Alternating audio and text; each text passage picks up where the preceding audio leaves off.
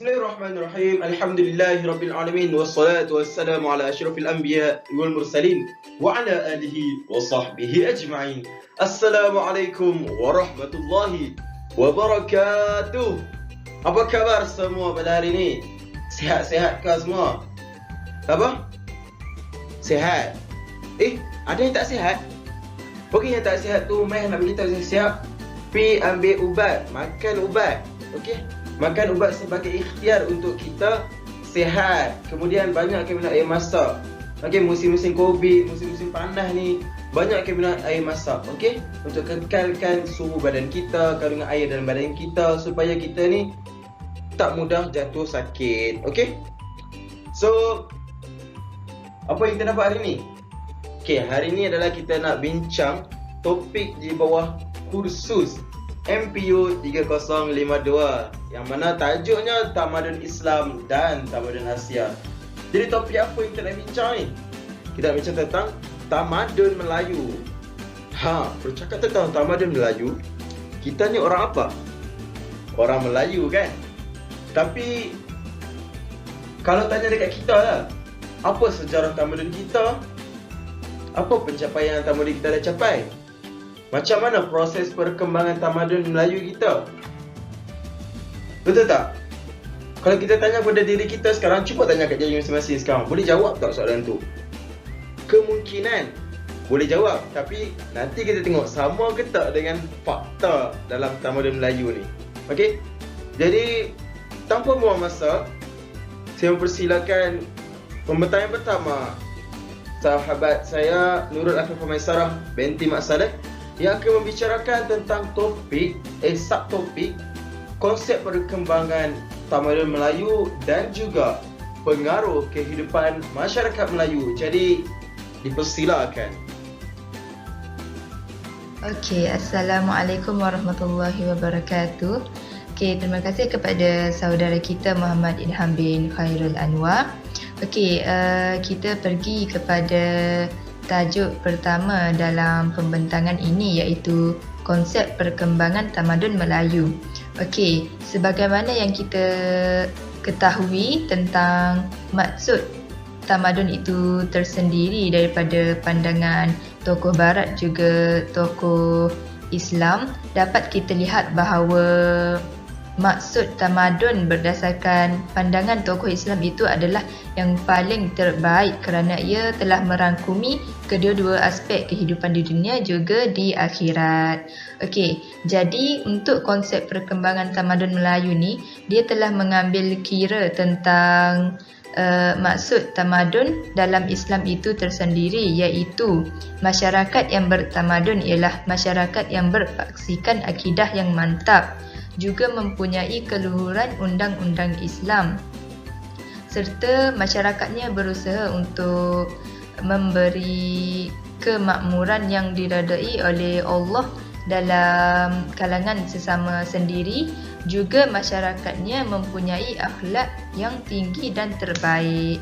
Okey, tamadun Melayu ini juga merupakan sebuah tamadun yang sangat unik kerana jika dibandingkan dengan tamadun lain dari segi perkembangan dan kemajuannya, dia telah mengalami banyak fasa perkembangan.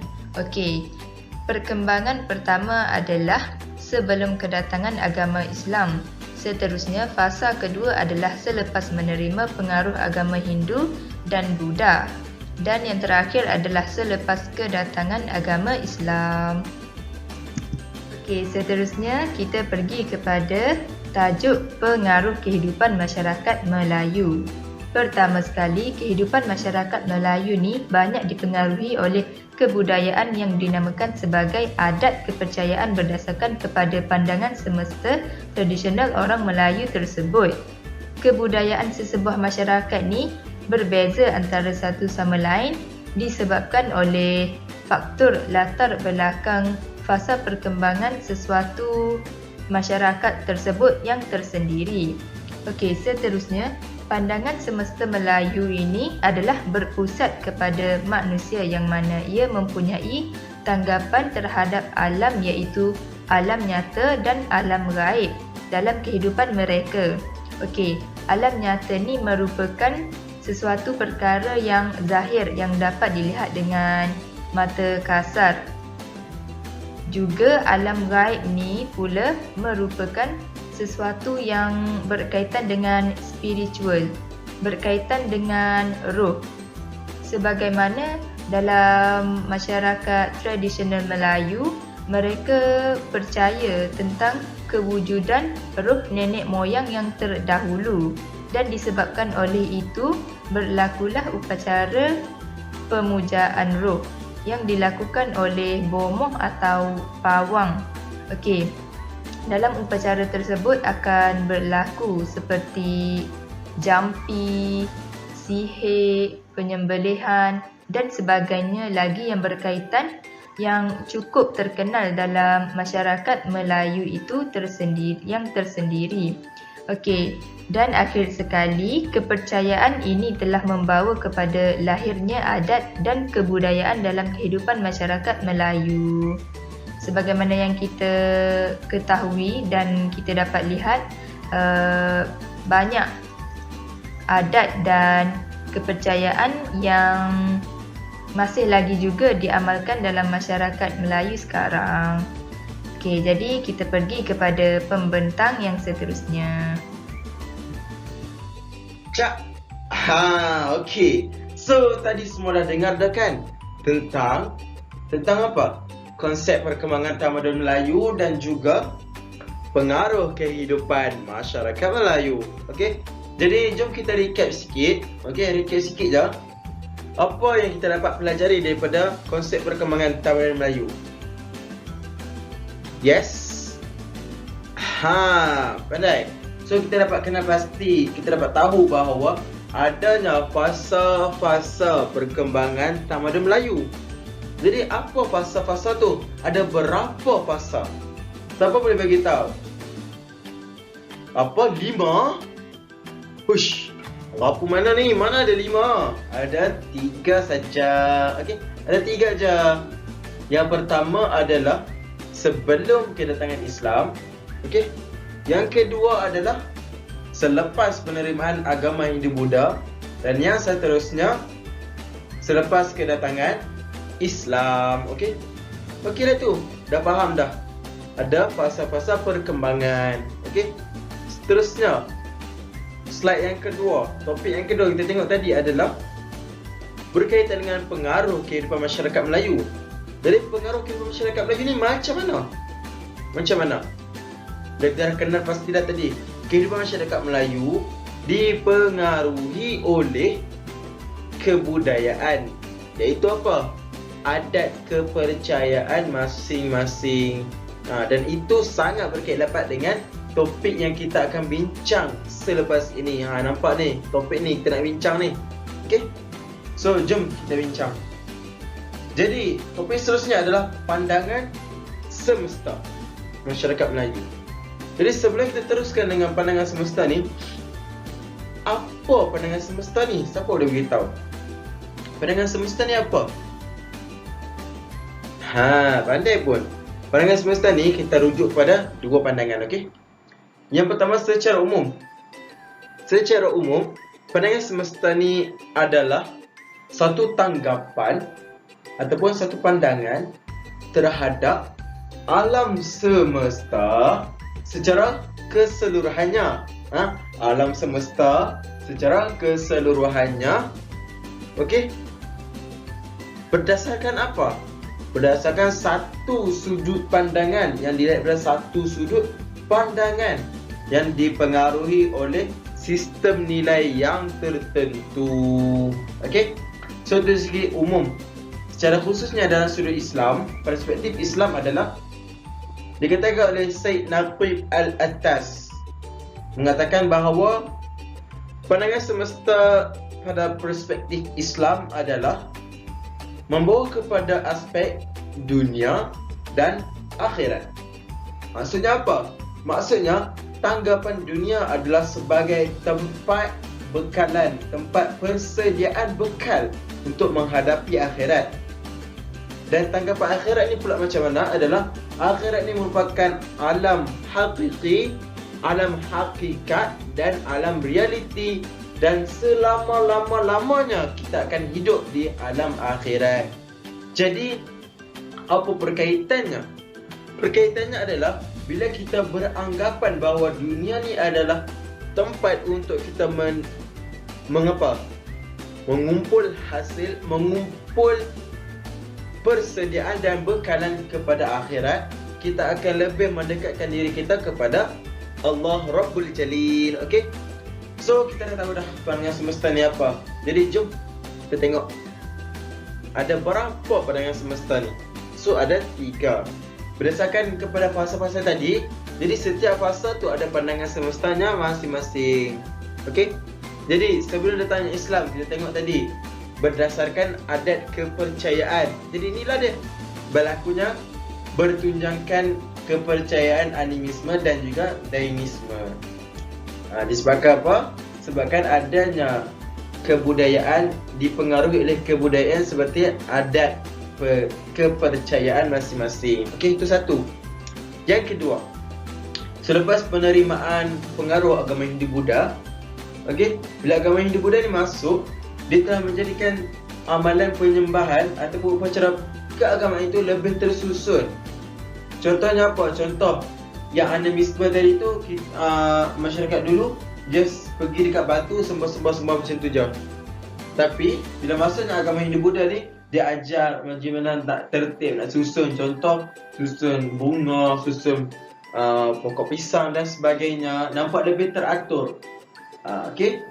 Bila diterima masuk pengaruh ini, maka telah menyeraplah pengaruh ini dalam kehidupan dan kebudayaan masyarakat Melayu, terutamanya dari golongan pemerintah dan juga bangsawan. Jadi apa kena mengenal dengan kita? Of course akan mengenal dengan kita sebab dia memberikan satu kesan yang sangat mendalam, okey, terhadap sistem sosial masyarakat kita, masyarakat Melayu kita ketika itu. Iaitu apa? Wujudnya tanggapan kepada wujudnya pandangan semesta terhadap sistem kasta. Sistem sosial kita daripada sistem hidup masyarakat menjadi sistem kasta, iaitu sistem yang memisahkan golongan raja, golongan bangsawan, golongan agamawan dan juga golongan rakyat jelata ataupun rakyat marhain. Okey? Dan semestinya kasta ini tak diterapkan dalam Islam. Kerana apa? Nabi Muhammad datang kepada kita sebagai pembawa rahmah yang mana menyebarkan kebaikan kepada seluruh alam dan memberitahu kepada kita dengan menyamaratakan Islam, menyamaratakan seluruh umatnya. Seperti mana dalam Al-Quran surah Hujurat surah ke-49 ayat yang ke-13, Allah beritahu kepada kita, wahai manusia, ya ayuhan nas, inna khalaqnakum, aku menciptakan kamu, min dzakarin wal unsa, daripada lelaki dan wanita, syu'uban wa qabaila lita'arafu, dan daripada bangsa-bangsa berlainan untuk kamu kenal-kenalan. Inna akramakum, dan sesungguhnya yang paling mulia di antara kamu, indallah, di sisi Allah, atqakum, adalah yang paling bertakwa. Jadi di sini adalah Allah pandang hati kita. Tak kisahlah kita ni pandai, tak kisahlah kita ni handsome, tak kisahlah kita ni cantik, tak kisahlah kita ni kaya banyak mana pun, kalau hati busuk, Allah tak pandang. Jadi nak cantikkan hati, InsyaAllah peribadi kita automatically akan jadi cantik. Okey, dapat? Jadi jom kita masuk kepada poin yang terakhir bagi pandangan semesta Melayu ini adalah selepas kedatangan Islam. Kedatangan Islam ke alam Melayu ataupun ketamadan Melayu telah membawa satu pemantapan secara keseluruhan terhadap pandangan dunia Melayu. Dan ketika itulah bila masuknya keadaan Islam ni, pandangan semesta orang Melayu ni lebih berfokuskan kepada Tuhan. Dia tak ada dah animisme tadi, dia tak ada dah dainisme tadi, dia lebih kepada Tuhan. Jadi bila masuknya Islam ni, masyarakat Melayu dah sedar dah dan dah yakin dah bahawa Allah Subhanahu Wa Taala ya, yang Maha Berkuasa, yang Maha Mengasihi. Dan selain daripada itulah, tak ada dah nak minta-minta dekat pokok, dekat batu, dekat matahari, dekat sungai. Tak ada dah. Semua tu dah tak ada dah. Sebab apa? Sebab pandangan semesta masyarakat Melayu dah berubah totally 360. Orang kata orang putih, 360 berputar terus dan menjadi orang yang beriman. Dan sampailah Islam tu kepada kita. Okey. Jadi apa pula pandangan semesta masyarakat Melayu selepas kedatangan Islam yang lebih detail? Jom kita tengok pada slide yang seterusnya yang akan dibentangkan oleh sahabat kita juga, iaitu Nurul Ain binti Muhammad Nur. Maafkan saya. Jadi silakan Ain. Terima kasih. Tadi dah terangkan tentang pandangan semesta masyarakat Melayu sebelum kedatangan Islam kan? Okay, sekarang kita tengok pula apa pandangan semesta masyarakat Melayu selepas kedatangan Islam. Okay, bila dah adanya Islam ni, pandangan semesta Melayu dia berubah berteraskan unsur-unsur akidah. Kalau kita tengok tadi, sebelum kedatangan Islam, dia lebih fokuskan kepada kepercayaan animisme kan? Maksudnya kepercayaan roh. Tapi bila dah ada Islam, dia lebih kepada unsur-unsur akidah. Okay, walau bagaimanapun masih banyak lagi unsur-unsur pandangan semesta sebelum Islam yang diwarisi dalam kehidupan seharian masyarakat Melayu. Okay, walaupun dah datangnya Islam, masih ada lagi segelintir masyarakat Melayu kita yang mengamalkan unsur-unsur pandangan semesta sebelum Islam. Contohnya macam amalan khurafat masih lagi ada yang mengamalkannya. Okay, perubahan pandangan semesta Melayu terhadap agama Islam boleh dilihat terutama sekali dalam aspek tauhid dan juga penerapan nilai-nilai murni yang diamalkan oleh masyarakat Melayu. Okay, dua aspek. Okay, yang pertama tauhid dan yang kedua nilai murni. Okay, kita tengok dulu aspek tauhid. Kedatangan Islam telah memantapkan lagi pandangan semesta orang Melayu kerana Islam melalui kitab suci Al-Quran mengandungi segala rahsia yang tersembunyi dalam kejadian alam semesta. Bahkan juga telah mengukuhkan keyakinan, ketakwaan dan juga ketauhidan kepada Allah Subhanahu Wa Taala. Okay. Dari aspek tauhid, masyarakat Melayu ni bila dah ada Islam ni, dia menjadikan akidah Islam sebagai asas pandangan semesta. Jadi diorang mementingkan keimanan dan juga ketakwaan kepada Allah. Dan daripada adanya Islam ni juga, diorang percaya bahawa adanya hari perhitungan dan hari pembalasan, iaitu hari akhirat. Lepas tu bila dah datangnya agama Islam ni, diorang lebih sedar fokus sebenar hidup adalah kepada Allah. Jadi pandangan semesta diorang tu berasaskan hablum minallah dan juga hablum minannas. Okey, yang kedua kita tengok pula kepada nilai-nilai murni masyarakat Melayu. Okey, bila dah adanya agama Islam ni, masyarakat Melayu kita ni mengamalkan nilai-nilai murni dalam kehidupan bermasyarakat. Okey, contoh struktur masyarakat menjadi lebih tersusun. Okey, macam sebelum kedatangan Islam, dia ada perbezaan lapisan masyarakat. Maksudnya beza antara golongan bangsawan dan juga golongan rakyat. Okey, bila dah ada Islam ni, setiap orang diberi layanan yang sama dan adil. Okey, seterusnya kepatuhan serta ketaatan kepada ketua lebih diperkukuhkan lagi. Okey, dah jadi macam budaya dalam masyarakat Melayu. Bagi mereka taat dan patuh kepada pemimpin tu adalah satu perkara yang penting dan perlu diamalkan. Okey, begitu juga dengan adat dan pantang larang yang diamalkan sejak dahulu. Okey, walaupun dah ada agama Islam, tapi masyarakat Melayu tetap mengamalkan adat dan pantang larang. Macam tetap ada majlis sambut kelahiran, majlis perkahwinan dan sebagainya.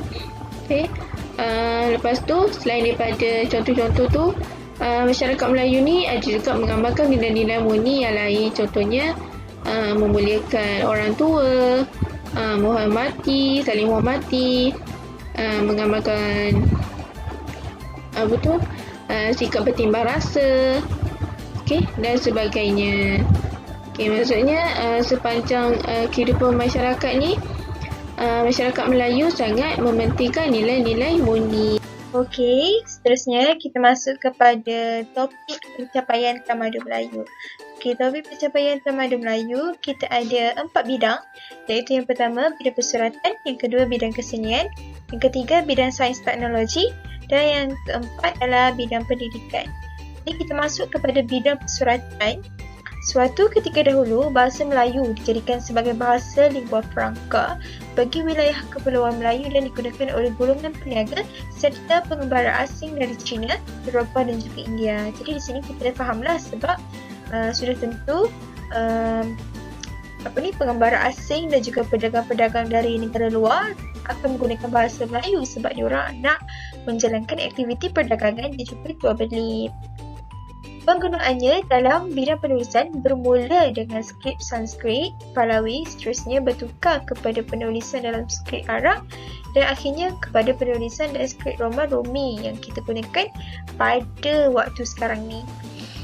Jadi, perkembangan ini amat berkait rapat dengan perkembangan tamadun Melayu sehingga ke hari ini. Perkembangan bidang persuratan Melayu ini boleh dibahagikan kepada beberapa bahagian seperti sastera rakyat, sastera pengaruh Hindu dan juga sastera pengaruh Islam. Sastera rakyat ini ialah sastera, maksudnya unsur yang dibawa oleh masyarakat ataupun tamadun Melayu itu sendiri. Sebagai contohnya macam seloka, pantun, gurindam dan banyak lagi kan. Sastera pengaruh Hindu ni pula ialah sastera yang dibawa oleh pengaruh-pengaruh Hindu. Sebagai contohnya macam Hikayat Pandama 5, Hikayat Pandama Jaya, Hikayat Panca kelima dan banyak lagi. Dan sastera pengaruh Islam adalah sastera Melayu yang dipengaruhi oleh yang telah dipengaruhi oleh Islam sewaktu masuknya Islam ke tanah Melayu. Sebagai contohnya macam hikayat pasal Nabi Muhammad SAW, hikayat pasal sahabat-sahabat, hikayat pasal para pejuang Islam dan banyak lagi. Jadi untuk bidang persuratan ni sebenarnya kita nampak perbezaannya apabila munculnya Islam ke tanah Melayu. Sebab sebelum adanya Islam, sebelum masuk Islam ke tanah Melayu, bidang persuratan pada tamadun Melayu ni dia hanya macam seloka, pantun, syair, gurindam dan banyak-banyak lagi lah cerita-cerita dan hikayat-hikayat lama. Jadi bila masuknya Islam ke tanah Melayu, dia ubah semua tu, dia menjadi kitab-kitab agama, dia jadi banyak pasal ilmu-ilmu falak, ilmu-ilmu matematik, ilmu-ilmu astronomi dan banyak. Seterusnya kita masuk kepada bidang kesenian. Perkembangan tamadun Melayu dapat dilihat melalui manifestasi kesenian orang Melayu. Kesenian halus yang dihasilkan oleh orang Melayu memainkan peranan penting dalam melengkapkan kehidupan orang Melayu yang diwarisi sejak beribu-ribu tahun dahulu. Kehidupan orang Melayu sangat dipengaruhi oleh kesenian yang bersumberkan alam semula jadi, sama ada dari segi hubungan masyarakat Melayu dengan manusia lain dan juga hubungan manusia dengan kepercayaan dan agama mereka sendiri.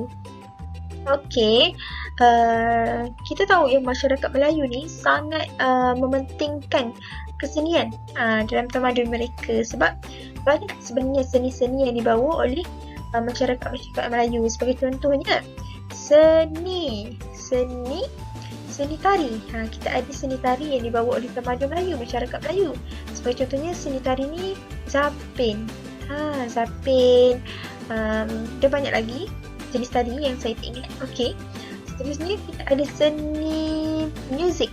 Seni muzik yang dibawa oleh tamadun Melayu ialah gamelan, kompang. Di mana kita masih menggunakan kompang pada waktu sekarang ni kan. Seperti kompang dalam majlis perkahwinan, majlis macam-macam majlis yang kita dah masukkan unsur muzik pada tamadun Melayu ni. Seterusnya kita ada seni ukir. Seni ukir pada kebanyakannya yang ada pada zaman sekarang ni, nampak ukiran-ukiran pada dinding-dinding masjid, pada rumah-rumah lama kan, rumah-rumah kayu, rumah-rumah tradisional. Yang mana benda ni adalah seni daripada tamadun Melayu. Bentuk-bentuk ukiran yang berbentuk bunga, berbentuk daun, dan macam-macam lagi jenis ukiran yang sangat panggil menarik dan kreatif yang dibawa oleh masyarakat Melayu. Dan kita ada juga seni mempertahankan diri. Seni mempertahankan diri yang kita tahu dari tamadun Melayu ialah silat lah. Silat. Dan silat ni juga di banyak jenis. Silat gayung, silat pusaka dan banyak lagi. Seterusnya kita masuk kepada bidang sains dan teknologi. Kegemilangan sains dan teknologi yang dicapai oleh orang Melayu sangat unik kerana ia mencerminkan keperluan-keperluan serta nilai-nilai kebudayaan yang ada pada orang-orang Melayu. Antara contohnya, kemajuan sains dan teknologi yang diwarisi dari orang Melayu dahulu. Maksudnya, kita ada benda tu sekarang adalah hasil daripada, kita warisi daripada tamadun Melayu yang ada dulu, yang dibawa oleh tamadun Melayu dulu, ialah dalam bidang pertanian seperti teknologi pembajakan dan juga sistem sanira air yang digunakan dalam proses pengairan pertanian untuk kita tanam padi. Yang mana kita tahulah teknologi bajak dulu macam mana, teknologi sekarang macam mana. Cuma sekarang ni dia lebih moden, tapi pada hakikatnya kita ambil benda tu adalah dari masyarakat Melayu terdahulu. Seterusnya dalam bidang teknologi alam bina juga, orang Melayu dia tidak ketinggalan di mana kemarin ini dilihat dalam pembinaan rumah dan masjid. Macam saya cakap tadi kan, ukiran-ukiran di dinding masjid, di rumah-rumah lama, di rumah kayu apa semua tu. Dan juga rumah panjang, kubah, masjid kapal laut yang mempunyai keunikan yang tersendiri. Keunikan yang saya ambil kat sini ialah kampung masjid kapal laut. Masjid kapal laut yang kita tahu, masjid kapal laut ialah satu masjid yang dibina tanpa menggunakan sebarang paku. Jadi macam mana orang tamadun masyarakat Melayu pada masa tu dia boleh bina masjid tanpa sebarang paku? Dia ada teknik dia sendiri. Saya tak ingat nama teknik apa. Saya tak ingat, tapi dia ada teknik dia sendirilah untuk menghasilkan masjid tu tanpa menggunakan sebarang paku. Seterusnya kita masuk pada bidang pendidikan, iaitu bidang terakhir. Di awal perkembangan tamadun, masyarakat Melayu hanya menerima pendidikan tradisional sahaja seperti kelas mengaji, Al-Quran dan bahasa Arab. Perkembangan pendidikan ini sangat perlahan yang mana ia diusahakan oleh guru-guru agama. Jadi kita tahulah sewaktu kemasukan Islam ke tanah Melayu, pembelajaran yang ada, pendidikan yang ada pada zaman tu, pada ketika tu sangat perlahan sebab diorang hanya diorang belajar pun dekat surau. Maksudnya diorang tak ada kelengkapan yang cukup, diorang tak ada tenaga pengajar yang cukup, diorang tak ada silibus yang tertentu, dan apa yang diorang belajar pun hanya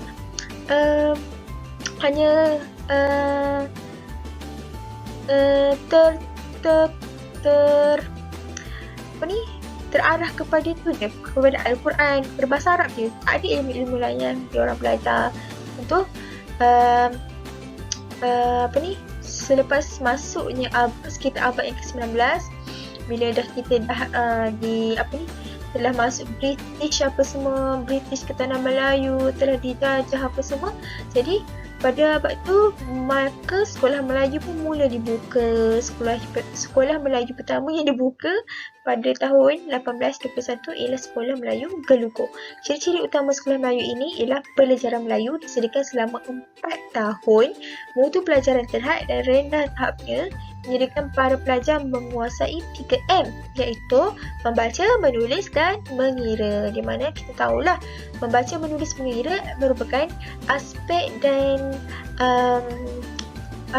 kunci asas, aspek asas yang kita perlu tahu untuk kita mendalami ilmu dengan lebih banyak.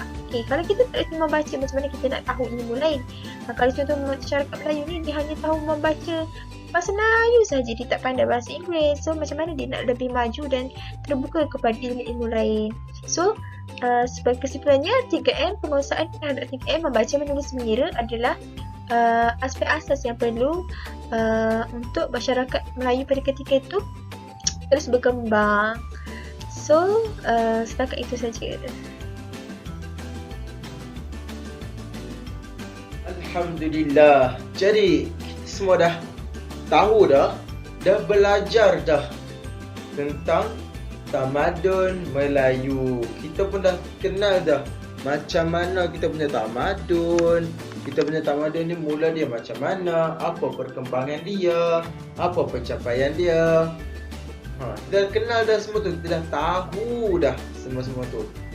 Jadi alhamdulillah Allah berikan kekuatan kepada kita untuk kita belajar pada hari ini. Okey. Jadi kesimpulan dia adalah kita boleh nampak perubahan yang sangat ketara terhadap tamadun Melayu kita setelah datangnya agama Islam. Yang mana agama Islam ni membawa rahmat yang banyak kepada tamadun Melayu kita. Bila kita berserah kepada Allah, bila kita yakin dengan kekuasaan Allah, maka kita punya kehidupan akan jadi lebih baik dan lebih tersusun. Kerana apa? Kerana Allah yang menggerakkan segala-galanya. Jadi sedikit tips ataupun pesanan daripada saya untuk kita peroleh kebajikan dan juga kemudahan dalam segala urusan kehidupan kita adalah setiap pagi bangun pagi-pagi solat subuh.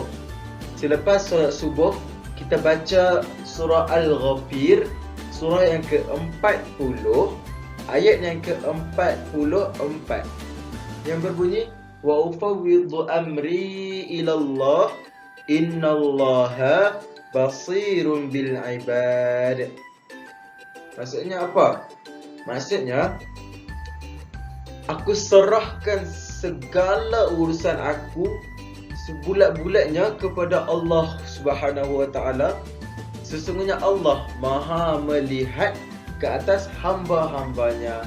Jadi bacalah tu 3 kali setiap pagi. InsyaAllah Allah akan permudahkan segala urusan kita. Dan juga ingat yang Ustazah Rasmiza pernah ajar kepada kita, pagi-pagi baca zikir Al-Bari sebanyak 40 kali. Dan moga-moga Allah mempermudahkan segala urusan hidup kita. Okey? Jadi sekian daripada kumpulan kami. Semoga kalian memperoleh banyak manfaat daripada pembentangan ini. Assalamualaikum warahmatullahi wabarakatuh.